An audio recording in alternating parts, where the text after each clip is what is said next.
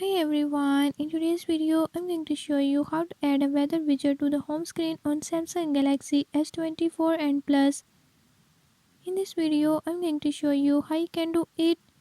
Before I start, if you are new to my channel, don't forget to subscribe and hit the bell icon. Watch complete video and learn how you can do it. Let's watch the video.